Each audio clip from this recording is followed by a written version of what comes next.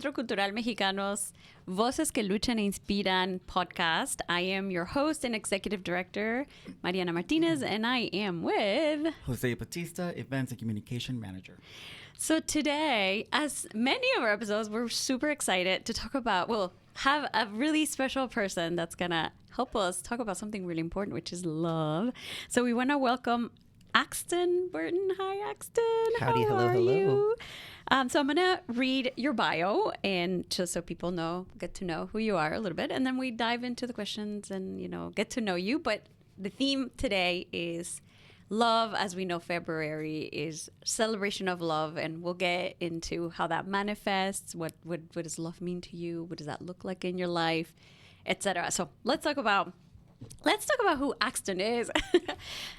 So Axton is a non-binary transgender community leader and the founder of Pride Across the Bridge, an amazing organization, by the way, that we work with. Yes. Axton is also the creator of Redmond Pride, the Eastside's first large-scale Pride event centered entirely on 2S LGBTQIA+ vendors, performers, and resources. They're the author of the Big Book of All Things Queer, a multilingual living guide used in schools, businesses, and healthcare spaces. And they've spent over a decade creating, affirming, joyful spaces for the queer community through education and advocacy. Oh my God, this is so powerful. Yeah. Welcome. Yay. Welcome, Axton. Hold on, wait. Yeah. Oh, cute. I have to. We need to add a few more. But yeah, so tell us maybe. Your bio is pretty impressive. I must say, creating resources for the community around education, that's like really, really important. So we have to make sure that we share that. But tell us about yourself. Is there anything that you want to share before we dive into talking about love and how that manifests in your life? Open-ended questions are challenging for me. If you have a more pointed one, I feel like I'm able to go on those. Are you happy to be here? Thrilled to be here. Thrilled to be here. Yeah. Mm-hmm. All right. So I am the same way. I'm like, I remember one time somebody asked me during an interview, like, tell me about yourself. And I was like, I was born in Panama in 1991. I know. And I was like, I got so red. It's like, tell me about, you're right, that's not a fair question. It's like, tell me about your life. Well, do you have 5 hours? Yeah, which tangent do you want? Yeah, right.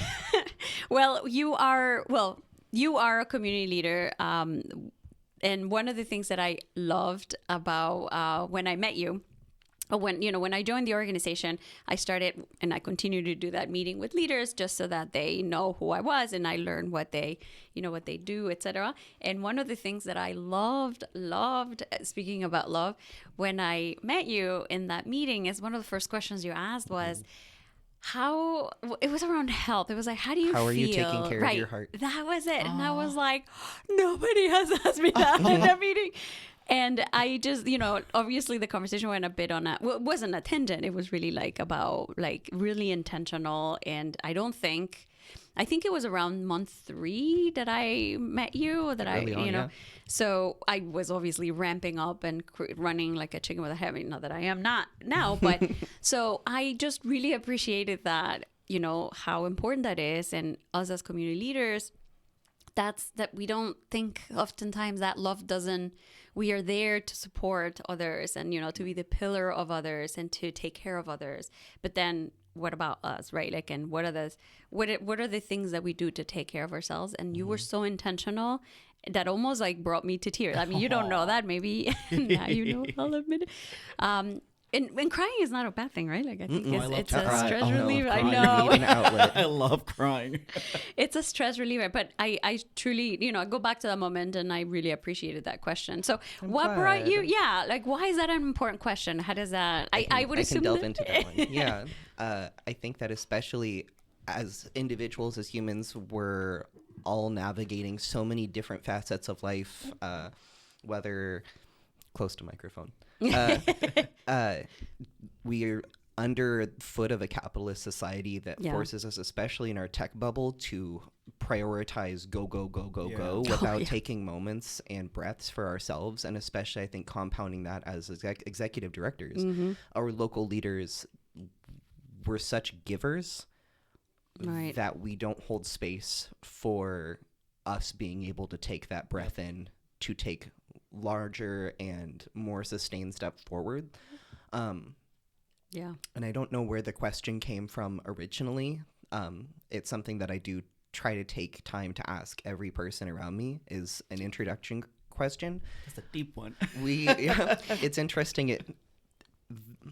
I don't think a single politician, council member, county leader, mayor has ever not gone, oh, and then either gone, I don't know. I have not. Well, or it just turns out. laughed. Right. I think that also says a lot, because Right.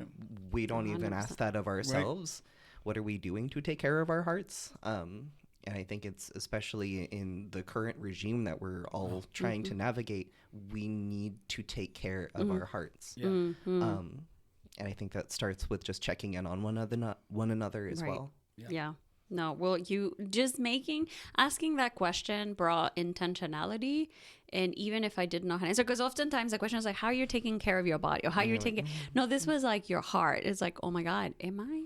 Yep. And Valid. you go into that introspective question that it really put me to think. And almost like the reason why I got tear up is because we don't bring these topics into the workspace, like, because we don't, it's not relevant, but not productive. Truly, right, exactly. And then there's that monkey mind of like, that's not efficient. No, this isn't about that. It's about, you show up to work for, as who you are as a person. You can't separate who you are, outside work to work. And I try to be, I think you can, you can disagree. You're having a workshop tomorrow for renewing resilience. So. Oh, yes. We could talk about that too. One of the things that, there's lots of programs that we're organizing, but one of them is about taking care of our leaders, community leaders, and this workshop that we're creating, or that we're starting, and we're going to test whether that works out well or not, is how to take care, for as a community leader or as an executive director, just enjoy it. Like, it's a moment of release. We're going to be doing sound bath. If you're not familiar with that, it's singing bowls and the power of sound. We're made out of liquid, right? Like blood, and we're 90%, 75%. I forget what it is. Danny's gonna help us research it. Someone Google it. And so sound bath, it really is. It's kind of like a reset, right? Like through these waves of sound, it helps you regenerate and recalibrate, and just you're relaxing. And so that's gonna be, we're gonna do a little bit of meditation and some sessions. So we'll see. I recently discovered the reason why churches have bells is because it helps you center yourself again. Yes? Yeah. I didn't know that. So that's why they always do the big bell. So it's like a place for meditation. That makes sense. That makes sense. Yeah. Wow. That's wild. Well, yeah. Makes sense. That's yeah. Well, so join us as resilience, building renewing resilience. So the first one, this episode is going to be obviously, this is going to happen on a monthly basis. So our first one is it's happening soon, but the following we'll share. Follow us on social media so that you can have that if you're interested, if you're a community leader. And it's also open to the community. It's not restricted, but it's, prioritizing. So anyway, tangent, back to love. So February, we celebrate Day of Love, like San Valentine's, right? And San Valentine's, sometimes we just celebrate it. We don't know where did that come from. And the way we wanted to show up for our community, or Centro Cultural Mexicano, is celebrating love. So, oftentimes it's like your wife or your husband or your partner, but that's not, love is so extensive. Yeah. I think it's just so much that we can talk, and it shows up in many different ways, in many different shapes. And that's what we want to celebrate. So open-ended question that you don't like. But we're like, what is like when you hear the theme, this is love, what does that mean to you personally? I think that is probably one of the toughest questions. Yeah. I think about, and it's how to put it into words, because I think as words have never been my specialty. I feel like I over empathize, and I think that I feel the things that I wish I could share. You're an empath. My first thought, absolutely. I think we all are here. We have to. Maybe yes. except Danny. I don't Now the world knows Danny is not an empath. Maybe, I don't know. I think about places, and I think about moments. I think that when I think about love, it's such an encompassing sphere of absolutely every moment around us. And that can look like countless things. Yeah. Yeah. Yeah. Well, does that, like, when you think about love, what is it that makes you, because it's telling, right? Yeah. Like, when I think about love, I think about, I think about my plants. I think I immediately think about my dogs, Your babies. even though like I should be thinking about people. No, I'm like my dogs, because they are Right. my family. They're more immediate family. And I, at one point I was thinking, if something was to happen, right? Like Tonyo is like my soulmate. Tonyo, I believe we have different soulmates, Yeah. and they could be different beings. And actually, Tonyo and Matilda are sitting next to me. If you could see the video, you can't see it on camera, but they usually come to us and sit with us at the podcast. But if something was to happen to them, like it would throw me off. It would throw, and I talk about them the way anybody would talk about their children, and because that's the version of my children. So love for me is, it manifests through, love for animals, nonverbal. Yeah. I have to communicate. I have to make different efforts to communicate with them. That communication happens, right? It's just different. But, what is that? So those immediate thing, I think. Plants also. I love plants. Like, I'm the plant lady, and I accept it, and I admit it. And Embrace that. Yeah. I guess for me, I was thinking about this as I was creating the questions for this episode. And younger, I thought love was just attraction to somebody. If somebody was like, oh, you're pretty or you're handsome, or like, if we have same similarities, going like music and stuff. But the older that I get, to me, love is compassion, forgiveness, understanding different perspectives, not just being in your own silo cocoon of I am the best, but also knowing that you make mistakes like everybody does. It's just, love is just understanding of what exists in the world beyond your perspective. Yeah. That makes Well said. Yeah. I think you bring a valid point in the, well, obviously everything you say is valid. Oh, and my dog too. I always say that. I have a Shiba Inu, and her name is Naomi, and I always say that. Who we've never met because you haven't brought her. I don't know why. She's the name is appropriate for her, Naomi. But I always say that if something happens to her or when she dies, I'm gonna move to a cave in the Patagonia, and we're just black and never come out. Oh, no. Yep. I know. There's a term for thinking, because we're gonna say goodbye to our dog. I mean, right before, and there's like a term, I think, like you pre-mourn, like just to think about that. Oh yeah, I've cried many times just looking at her. Yeah. But that, and love is about, you like, I wouldn't say suffering, but I think part of it is the risk of being hurt, right? Like the risk of, like, you can't love someone or something without That attachment. some kind of, yes, but also some kind of risk for, how to say this? I know how to say it. Oh, go ahead. My favorite artist or favorite person on earth is Britney Spears. And she Noted. said, This is Brittany. I'm not going to say the rest. Okay. She said in an interview, you can never know what heaven is until you experience hell. So love is, you have to know All that the everything has an emotions. ending. Yep. You might be heartbroken, but also that there might be everlasting love. So Yes. I love that. 100%. Absolutely. So not being, because I remember talking to a friend. I was like, oh, like we're talking about her not wanting to meet anyone because she didn't want to get hurt. And I was like, well, tough cookie. But I mean, that's going to be like you falling, like she wanted to meet someone, but didn't want to get involved because romantically, if she fell in love, then she was going to get hurt. And I was like, that is a risk you have to be willing to take, because love, like in all of its shapes and forms, right? Like it's going to be, you're gonna go through the emotions, like sadness but everything is temporary. Love is what's gonna be the consistent, or the you know how to say, like the consistent thing. But just being aware that you have to be open to have it all, to have all those feelings and emotions. So I remember when I got my dog, my mom was like, are you sure? Are you sure you want to do this? Because you'll never know the pain of loss until you lose your significant buddy in life, because they love you through everything. Oh, they're unconditional.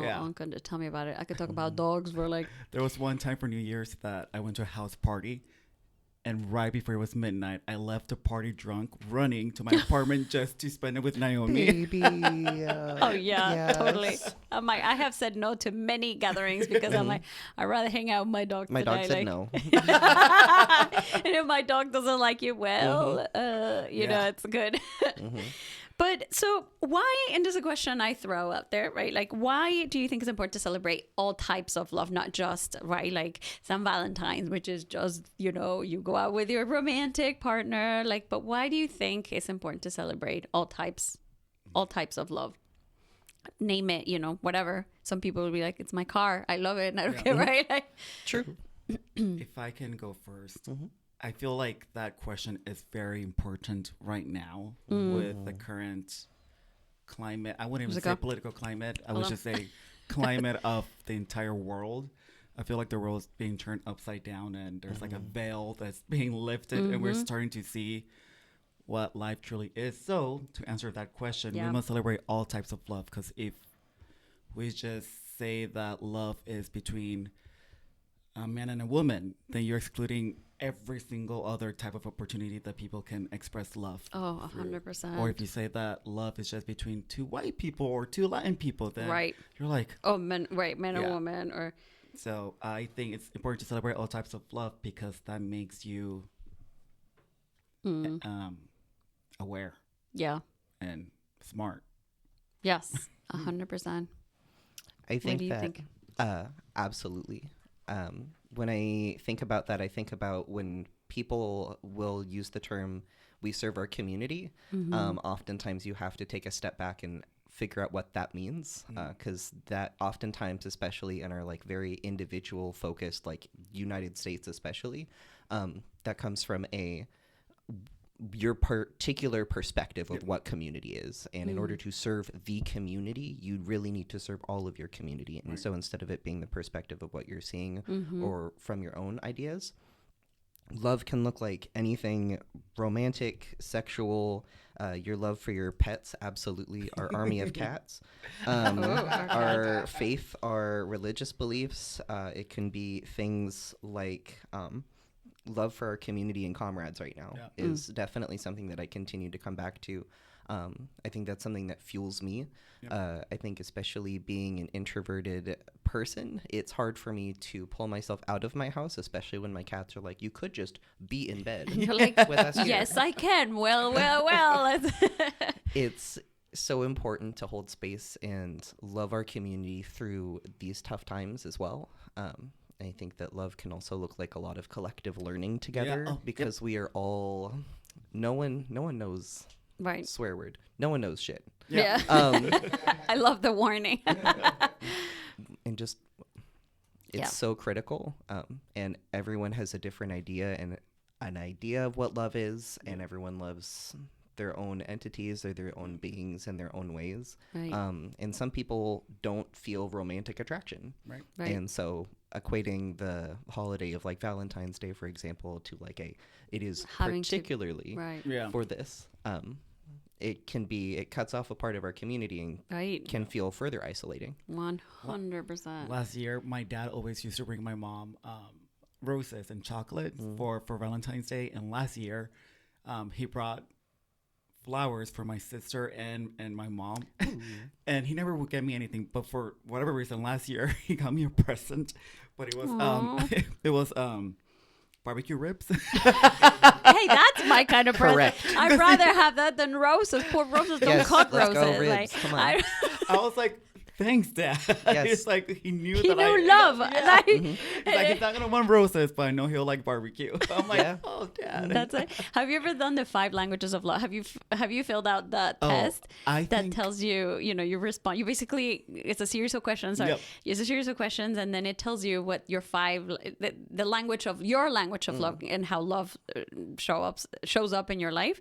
And then there's one for language of love at work, which we're gonna do actually.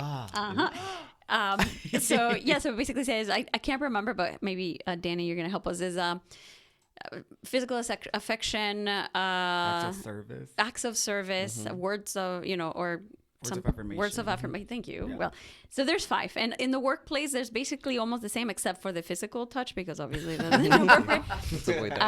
But yeah. So why am I saying this? I lost track. It's not a perfect. I mean, yes, you might wanna hug someone, but at work is like the other person doesn't feel comfortable. Like, but it's really helpful to know, like, hey, my language of love is acts of service. So now I know that instead of me bringing you a cake to, for your birthday, it's doing a favor for you or like doing something for you. So that's and I forgot why I was asking you this question, but diversity. You were saying something about you're a feather. Yeah. My father knowing that. I mean, I love flowers and I love gifts, but I would prefer barbecue. Yeah. He knows you. Yeah, no.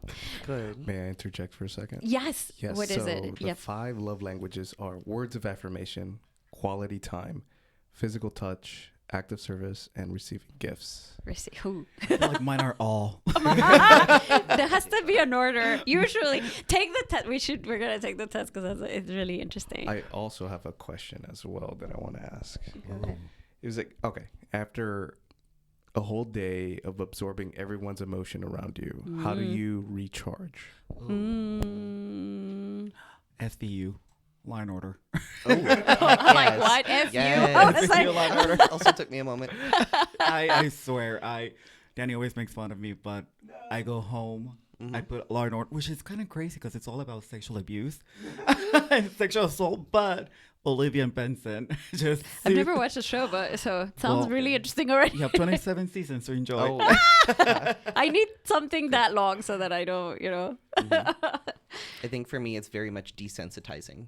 Yeah. I need to be at home in a dark space with audio cut off. And then if there's cats around for that, like tactile, loving them and like I snuggle. love it. Detoxing. Like, just cleansing. There's so many external factors as we walk around in the world, especially I think in cities. And walking around, I think as targeted individuals as well, we have to be hyper extra aware of our world as we navigate it. And so being able to just like go into a room and close a door and then turn off the senses. Right.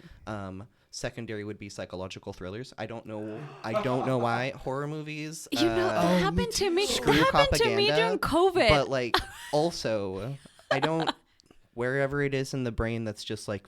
Well, this is healing for you. That is really common, actually. Yeah. It happened like during COVID. Sorry. No. I started watching like horror movies or like Haunted. Oh my god, like I went crazy about that. Horror movies. Oh my god, it was like it's almost like I'm stressed for something that's fake and I know it's gonna end and I can control it, right? Like I was gonna say that. I feel like horror movies, that you're gonna be stressed out without the personal. Yes. Yeah. Consequences. And then you can just shut it off and it's there. Yeah. It, like the Haunted was in the TV.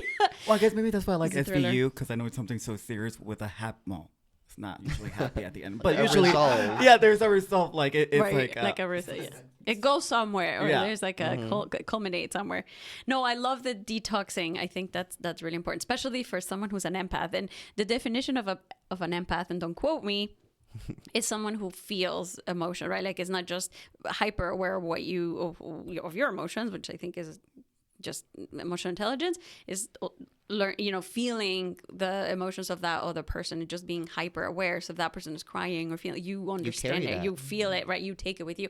I think it is absolutely a gift, but it's also as all gifts, right? Like you have to be careful because if you don't separate what's my emotions versus your emotions that I'm carrying something that doesn't belong to me. And I think that detoxing or the, just desensitizing, right? Like desensitizing. Is important. I remember watching the Ed Gein show on Netflix, I think, the mass murderer, and here we are. The whole time. So it was a very scary. Like he was like putting the skin of people on his body and everything. Gosh. But at the end, they figured out. We're gonna have to put some warnings on this podcast. But at the end, through compassion and learning, and not just seeing him as a evil person, but seeing him as a human, they found out that he just wanted the motherly love that he never got. Right. I swear, I started crying. And my boyfriend was like, "Are you crying to Ed Gein?" I'm like, "I am."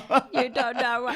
Well, it's like that compassion. Like everybody comes from a perspective. They didn't get there, right? Like they didn't, narcissistic people, like it didn't get there for no reason. Like there is a reason. Like there were, catered, like love was shown to them in a way that wasn't appropriate. Right. It wasn't, taught them that they can have anything and without consequences and the world is mine. And, I think at some point in life you have the opportunity to be aware, right? Because people will let you know, or life will slap you in the face, right? For every situation. And you have that opportunity, but looking at people for who they are, or what, when you understand what their stories, helps you empathize. Yeah. Sympathize with them. Right. Yeah. I know. Again. Wait a sec.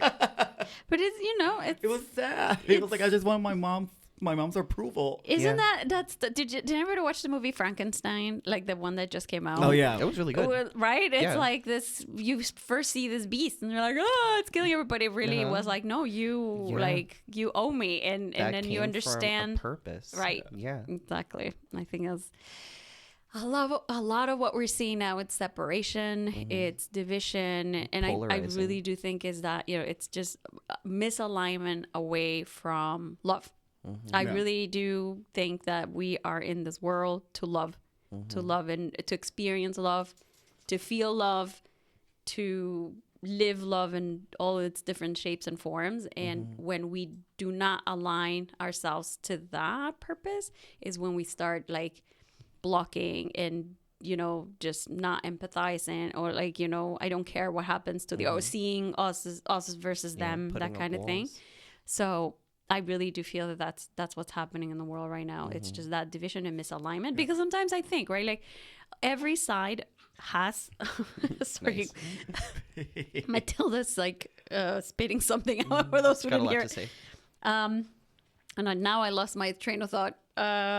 Anyway, it's a lot of division. There's a lot of division. There are always two sides of the story, and sometimes I'm like, well, they, because I also fall into that category, like, why are you feeling that way, and I don't want to get into topics or debates because I don't think you align with love, or you don't care about the others and what's happened, right? But then how do I know I'm right? And to me, my barometer or my thermometer is how far am I from love? Like, am I hurting someone based on my decisions or the decisions that I'm making on the way I vote, etc.? If the answer is yes, then I'm moving away from that, right? Like, and that's how I know. I mean, this is me, right? Like, that's how I know. It's not to say that I'm right, but if I'm going farther away, even if my intention was good to vote, but it's hurting a big part of the population, that's how I know I have something to consider, because it's not just about me. Anyway, I move away from it makes sense for the next question, which is what? Well, can I say how I like? Yeah. I get the answer no. No, for me, because I don't want to forget. To me, it's like having exits. I call them exits. Like, I'm like an executor, and I'm always like ideas here and there. And poor staff member like Jose is like, oh no, what do we have to do now? Can we, like, we're busy? And I'm like, no, let's stop. Bless you, Jose. Like, we had a conversation where he's like, that idea that you have is great, but we have no time for it. I'm like, okay. And we appreciate people who bring us back to center. Exactly. I'm like, hey, I have somebody, I want you guys to feel, be honest. But it's having, I have a lot of energy, and so I have to like sometimes channel it, because if you don't channel it, it can be like, if I feel frustration, if I don't know how to channel that, then it comes out in a, in a chaotic way. So, yoga, like centering, right? Yoga, meditation, like do walking, breathing exercises when I'm stressed, like, and I feel like I'm getting really anxiety. Yes. There's a really good exercise, a breathing exercise. I think it's 4, 7, 8. Oh. So it's like you breathe for 4 seconds, hold for 7, and let go for 8 seconds. I think that's it. I do the square method, which is 4. And that's probably the easiest one. So that centers me, right? Like that's really helpful. But also dancing flamenco, I dance flamenco, and that's like I realize that it's a time where if I think about anything else, I start messing up. I am grounded to the present, to the now, and grounded also because I have to hit the floor with the shoes.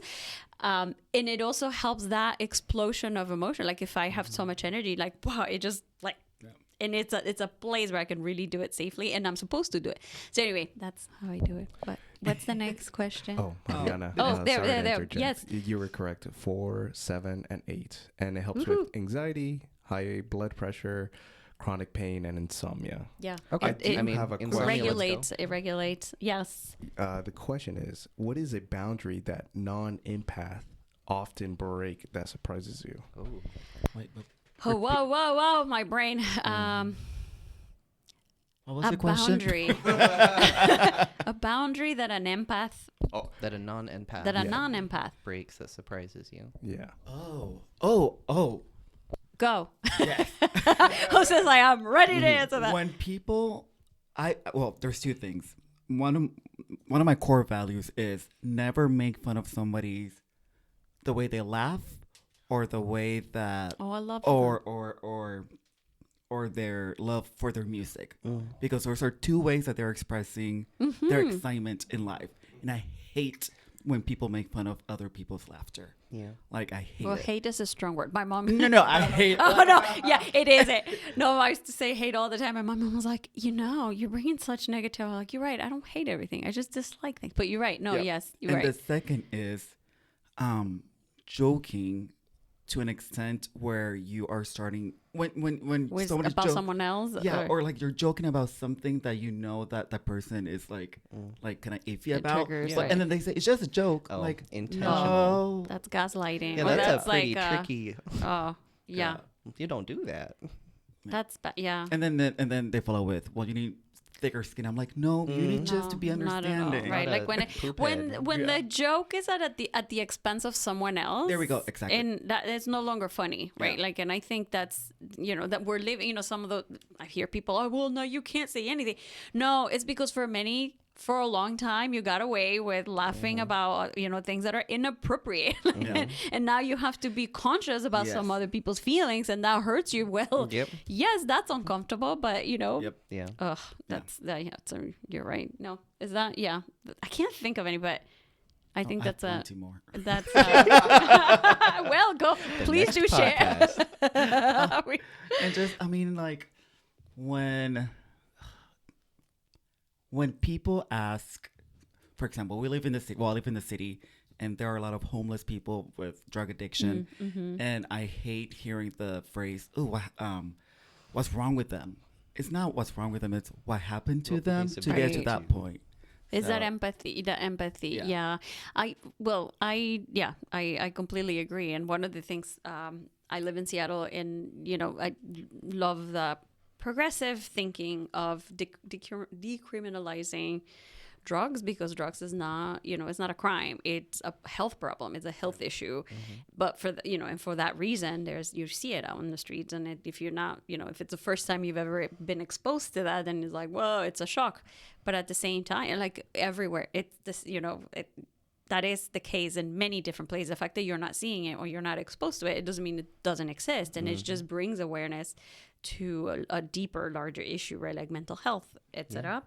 And to me, it's just, the way in which the city, in many cities, right? Like Metro, there's just that empathy. Well, not always, obviously, but, how they show up for homeless people, and how, like, I wouldn't say tolerance, but at least they try. I'm not saying that we all have, something to learn, but just having that empathy, or not looking at it from, this is an issue. This is, you should go to jail for that. It's more like understanding that goes beyond that. Yeah.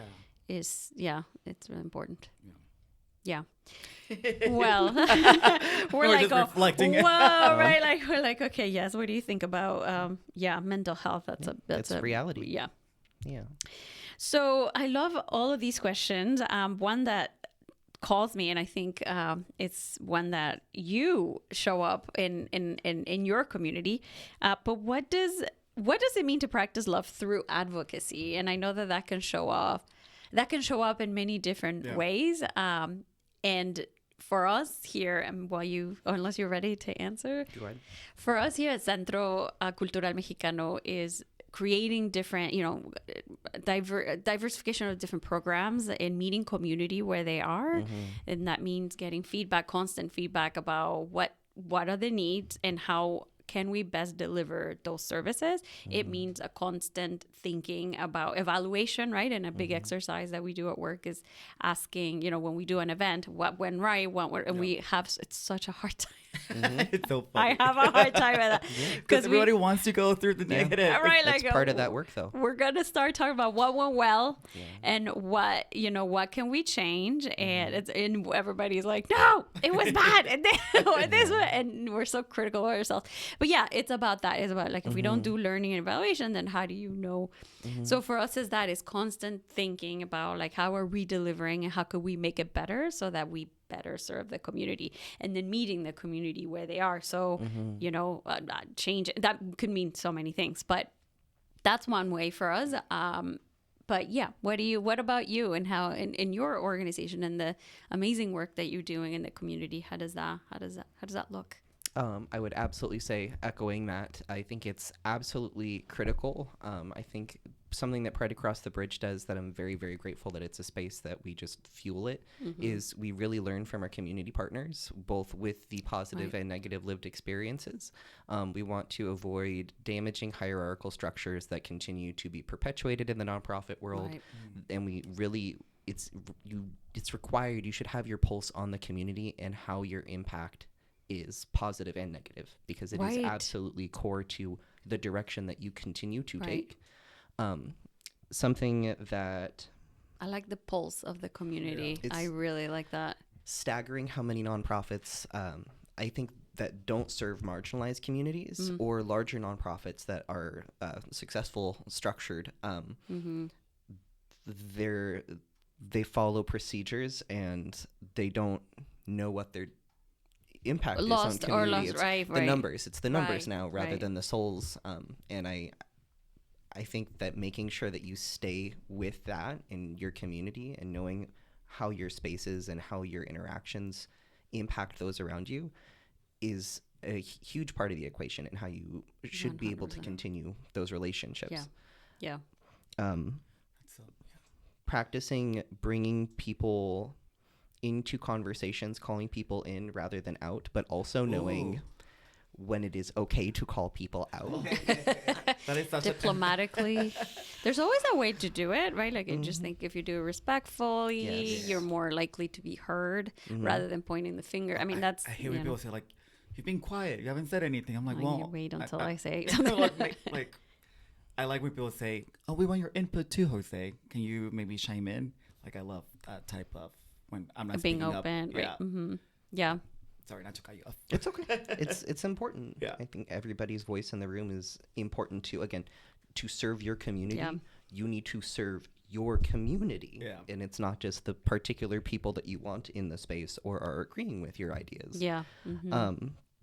I think about our city leadership and how there's countless ways that we need to be able to call them into the work, right. But also be able to put up our own protective boundaries as a form of that self-love as well. Being a part of extractive systems, especially at the political, socioeconomic fire that we're in, we don't have the capacity to continue accepting treatment or behaviors that are harming our communities. And I think that being able to see our communities be fueled and igniting their own resources and actions is also a form of, it brings light to my soul seeing like the students come out and protest and create their own groups. Yesterday, I think that's huge. 100%. Yeah. If I can reply to one of the things you said, which is impact and nonprofits, right? Like sometimes we're like, we have all of these, goals and objectives, and we forget what the impact is. And that's why in our conversation, and believe me, it's not that I'm perfection, because we can do better at what we do, but it's not only thinking about outcomes and activity in goals, and the results is about impact. How is that? Because that could also mean maybe our intention for this specific program was to help people this way, but it ended up being something completely different that wasn't necessarily helpful to the community. So it's being honest with ourselves and saying, hey, no, we have to stop. But if you don't think in terms of impact, and I don't think a lot of organizations do, because it just takes that whole extra step that goes beyond your control, that we can really get to that conversation. Like, what is it? How are my programs? How is the work that we're doing really, truly making it, whether it's positive or negative? And I love that you're bringing that up. So building that in, especially as smaller organizations, so you can continue to have that hold on that value, I think is a powerful thing. And is challenging because, like you said, it's like it adds more labor. Right. But I think especially to be able to hear those stories and to share that with the people that you're working with, your friends and comrades, that is the fuel that will keep this fire going. I know, it makes me think when you guys said that it takes more power to, like, more effort. I've been thinking about recently how a lot of organizations are taking away their DEI department because they just don't want to put in the effort to make the underrepresented risk. Well, it's risk, and it's usually financial side. Sadly, horribly. Oh, sorry. But to answer that question, for me, I immediately thought about Michelle Obama, another one of my heroes. In her first book that I read like in one day because I freaking love her. She mentioned how she was making like triple or six digits being a lawyer at a very fancy Chicago firm. But she realized that her heart wasn't in there. So she went to work for a nonprofit, and she was making like $50,000. But it was so gratifying. Yeah. So she learned that to practice love through advocacy, you first, like, it's not about money. It's really putting yourself second or, so that's what I thought about. And I also think that's really important because I think I myself did a career change. And when you change your careers, when you're already pretty high up in one place and you have to start over and you're like, whoa, you like basically have to compromise a lot of things. I think that I lost my train of thought. What was I going to say? When you were higher up, when you changed of job. What was your story? About Michelle Obama, where she was making a lot of money as a law firm. Oh, yeah. So following money, right? Like, I think that's what I did when my first portion. It's really hot in here. I'm like, whoa. The first part of my career, I was in the private sector. I truly feel like I was going up the ranks, and I was like, money. You're going to hit a wall. Like, you follow money, you will hit a wall because you're not doing what you love. And compromise your values at points too. Exactly. And that's exactly how I describe it. When my values didn't align with what I was doing at work is when I was like, I need to make a change. And you have to be courageous to make a change because, again, you have to be able to make those concessions and that, right? Like often it means a huge salary cut.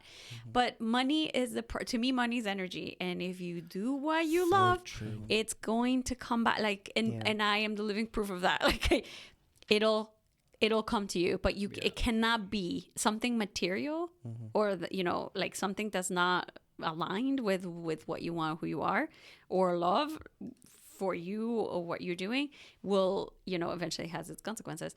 You could love, but money, but money is like almost like the outcome or the product of what you're doing. Do you see what I'm saying? Yeah. So I love that. I always, I don't watch a lot of the shows, but Housewives, when they were super wealthy, have everything at the material, palm of their hand, but they find every single thing to argue about. Oh, when you're I don't watch those shows. So no, that's why I stopped watching it. But I'm like, but going back Exhausted. to like, money's not happiness because it's obviously there is an empire of watching wealthy women and men fight over the silliest thing, like a vodka martini. I don't know.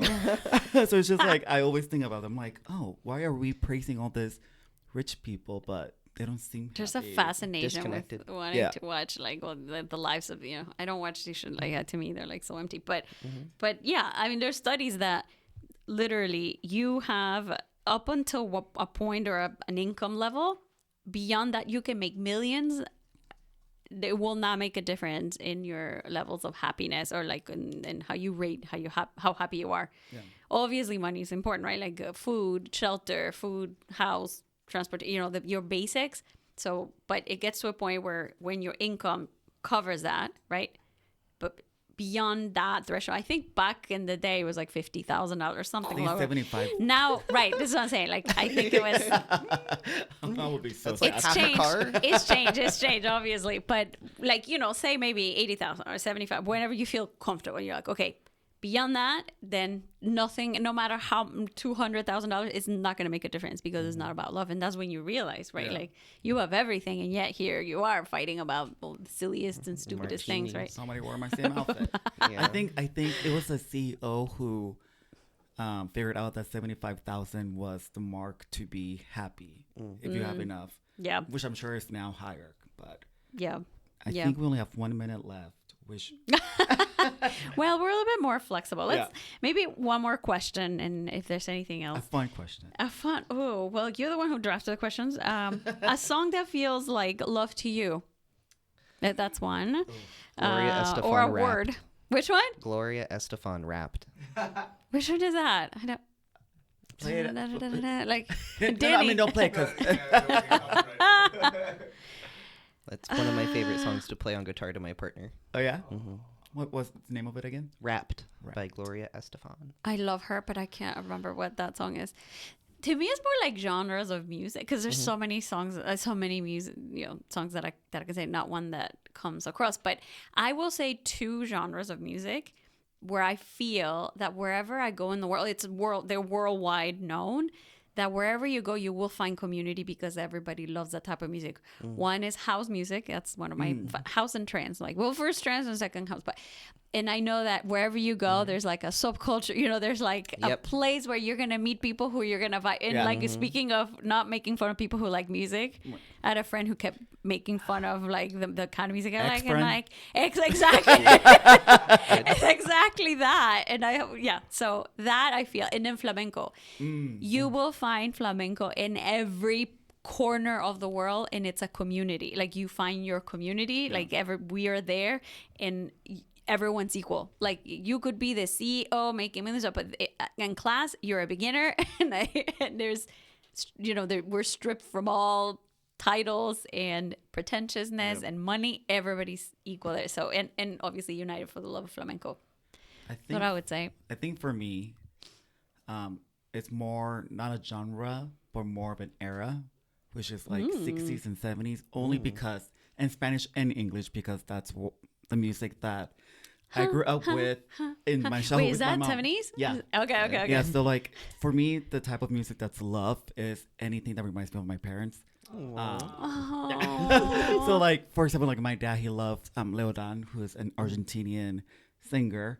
But my mom, she lived in the U.S. for a while, and one of her favorite artists was Bread. So to this, Bread, like Make It With Completely. You, or Yes. Okay. Yeah, Okay. yeah. I literally added that to my my music list 2 days ago. Yeah. I had to do that. Like, whatever you call it. Shazam. Yeah. There we go. Yeah. Shazam. But I love that app. anything 60s and 70s. And there's one song that's not new, but like Baby Bash, Sugar Sugar. Yeah. Reminds me of my sister. So every time I put it, I'm like, oh, sister. So anything that reminds me of my mom, my dad, and my sister. Do you remember people by a song? Yes. Ooh. So any flamenco now, I think of Mariana. Okay. That's hilarious. Good. I like that. That's funny. Okay. What about you, Danny? You didn't think of the answer. What? I will say, Danny, every time I come to the makerspace, he has every single time a different genre of music. Right on. I love my staff, and also Jonathan, one of our staff members. Like he's like always he puts the playlist for our parties, and he thinks they're like the most boring part. I'm like, no, put them back on. Let's You have go. really good. Well, I will say during the toy drive, he was putting It was me. That was me. No, Danny and I were laughing because he was putting like lullaby music. Oh. We're like, what is happening? He's like, it's a toy drive. Yeah. Would have been appropriate too. I don't know. Yeah, when I was at What my is most zen and filled with abundance of love, I would say reggae music. Yes. Good. You are an Yeah, I can abundance of see love. that. Danny just had a baby. Yeah. And we haven't- Congratulations. Bring baby to baby CCM baby. I get for a Yeah. small everyday act that feels like love. Ooh, I'm glad that's number 11. That one I think fuels me more than I hope it fuels. How do I word it? Every time that I do this, it fuels me, and it feels like every time that I do it, it fuels the person that I do it with or do. I call people randomly. Oh, I love that. Whenever I think of an example is like the mayor of Bothell, I'll just call and be like, "Hey Mason, what's up?" And every time that I call someone, I'll always ask that, "What are you doing for your heart or your sanity?" No. Not today. Not today. Because sometimes the heart does not slow down. That I learn something. I love holding that space, and I love hearing where someone else is at. Oftentimes, because I am a night owl and the morning is an oppressive class, all of my thinking of people is like I'm a morning person. in the. I'll never call you in the morning. I promise that. No, I know. And I won't ever call you at 3 a.m. Yes, a normal human time deal. to be awake. Is just, I think it's being able to tell people like, hey, I was just thinking about of you. Oh, yeah, that I can love change that. people's day. Yes. And you don't know when you're going to catch them. Yeah. There was a couple people that I caught after a very bad school district meeting where they were incredible and stood their ground. One of them walked out. And it was powerful, but they're like, this has my entire body in a black hole. Right. But just hearing just like the wonderful, like tell me about the things that are bringing you joy today, and like holding that reality. I think the way that I appreciate putting it is holding the horrors that be, and also the absolute heart-filling spaces that be. And just reminding people that like, wow, that was real crap. Yeah. And you are absolutely valid in all of that. Yeah. And then just having someone outside that you're not even thinking about call. I love that. It's just a little gift, and it's easy, and you can do it on your car ride or when you're waiting for the bus, and just I love doing that. But as a true millennial, right? Don't call me, I text talk me. about that. Yes. Straight to voicemail. My heart is there. Yeah. Well, I think I'm kind of both, because I think I was born right in the time where both so bad at generation that. and but I know I'm in between, because I remember, like, I have a good portion of my friends just pick up the phone, but they're older than me. Gosh, they pick up the phone. That's like another generation. Yes, it really is. And they just call, but sometimes, honestly, like you, at the right moment. And I almost say, like, if you're thinking about somebody, is that, well, I'm not going to get into the mystical things, but do it. Call them. There's a reason. We're calling each other telepathically. That does exist, and we can talk about that. Should be another episode. But do it. And I will say that many times, like, just randomly, I'm like, oh, I was feeling this way, or, you know, and I just, is the person that I need it. There are times where I'm like, oh, like, I want people to ask me permission to go, you know, because millennials is like, can I call you? Are you available? Yeah. Right? Like, they'll send you a text. And so I'm both. But I will say that I really appreciate when, like, somebody just picks up the phone and it just breaks all those, you know, barriers, because I tend to want to put in, you know, that barrier, like, text me first, check if I'm available. So I think both are good, and I respect how people show up, and the fact that they thought about you, right? Like, already, to me, and that's just that moment to bring you back in too. Exactly. I had a friend one time. He took it a step further and came to my door and knocked. You're like, and I was like, never privacy do that. is But if I could answer that question, as a small everyday act that feels like love, this is not something that I do, but something that my boyfriend does that I've come to appreciate a lot is, so we live together. We've been together for almost 2 years now. And every time we obviously we sleep on the same bed. When we wake up, he's like, how do you sleep? I'm like, I was just right next to you. Or if I take a nap, I couldn't sleep. Nap? You kicked me. Or if we're eating the same thing.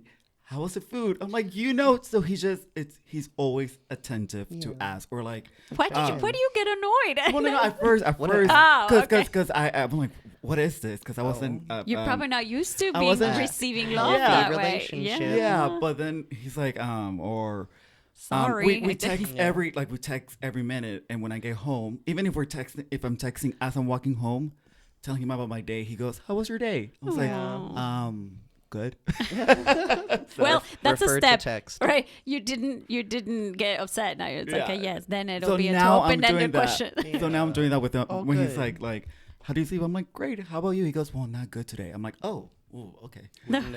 Yeah, well, we'll talk about it later. Yeah, in the U.S. we ask how you, but we don't really want to know how you're doing. It's I have like a hard time with that.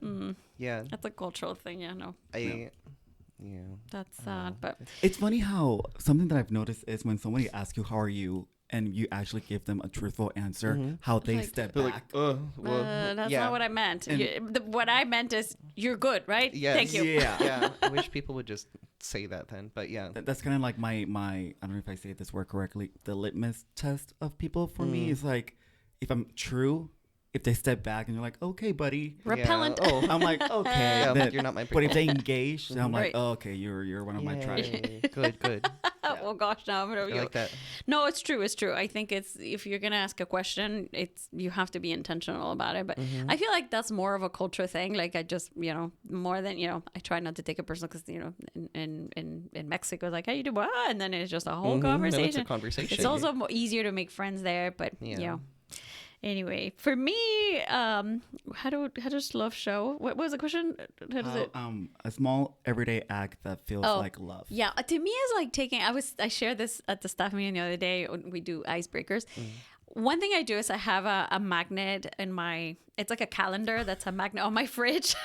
Oh, yeah. And it has like the dates, obviously all the weeks, and I know what I'm supposed to do and where I'm supposed to be. But what I do is I mark what I do every day to take care of myself, whether it's physically, spiritually, mentally. What's the other one? Personally, I don't know, but either I walked, right, or I did yoga, or obviously physical activity for me is really important, so I ran or I lifted weights or whatever. But it's sort of like proof for me and reminder that I have to do something for me, no matter how small, every day. It needs to be there, and it's right there on my fridge because I open the fridge every day. And Smart. if there's no colors, right, because one it's a dot, a red, and the other one activity is like a little triangle and it's blue, and the less colors that there are, that I have, it means I'm not taking care of. And it's just like that visual. I'm really visual. It's a visual reminder of, hey, you're not going out to nature, right? Like you're not doing something for you.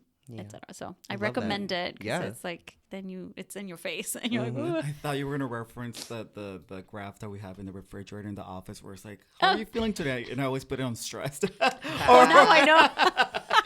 Honesty. I know. Hey, that's all right. Like now I know we have to. Not about work, just about life. Just about life. Well, but you show up, you show up as your parent. Well, all right. Well, this has been amazing conversation. I hope you enjoyed hearing, and I hope any of the things that we said resonate with you who are listening. We only to asked us. like 3 of the 12 I questions. know. Well, that's Okay. the fun Tangents thing, are Don't we don't follow rules here in this room for the podcast. So, a few reminders. So, to celebrate love, Centro Mexicano, we're doing an art exhibition where we are welcoming artists, Latin American artists, in what does love and how love shows up in their art. So, the opening. The reception will reception. I was going to call it no, what do I call it? Ceremony. Oh. I don't know why. She wants to make it to Olympics. I have no idea, but it just comes out. The opening reception is going to be Friday. Actually today, but not today. No. Friday, February 13th. Right, but this podcast is going to be is going to be published on Friday. Today. February in the future, which is today. Friday, February 13th, and it's at 6 p.m. So join us. And that is going to be, we're going to have a little bit of food, drinks, and celebration. You get to meet the artist and talk about love and celebration of love. So that's one.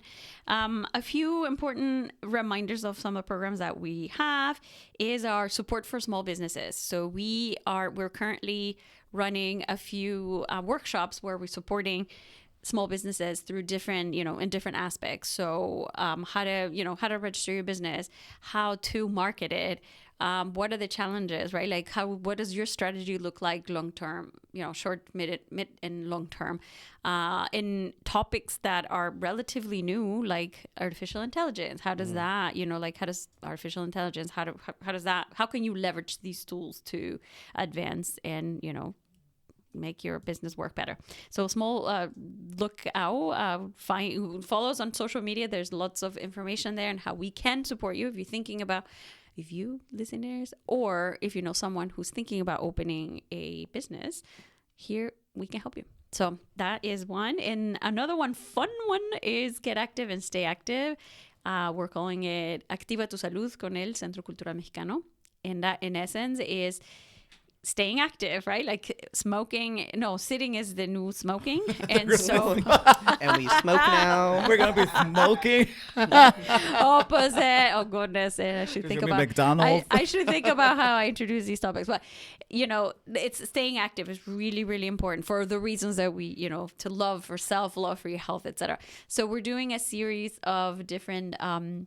workshops where we're teaching, Zumba, kickboxing, boxing, yoga, and then a few workshops where we're teaching people how to, for those who have careers or have jobs that are where you're highly active, like cleaning, gardening maybe, or construction, we can teach you how to avoid injuries. So that's a workshop not to miss. So follow us on social media. Classes are coming. The upcoming classes are Zumba on Tuesdays, and on Thursdays, boxing.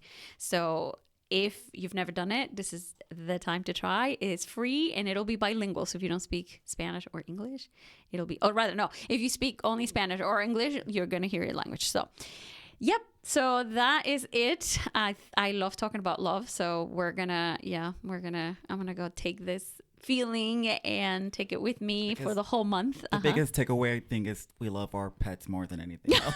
Yes, we talked about cats and dogs for like good 20 minutes. They're sitting right here. They're relaxed right now. But the minute they hear like the keyword, which I will not say, they'll get up. Anyway, well, thank you, Axton, for coming and sharing some of your journey, your life, and more specifically how love shows for you. And yes, to all of you listening, we'll see you soon. Thank you for joining us, and we'll see you in about a month. All right. Thanks, everyone. Bye-bye.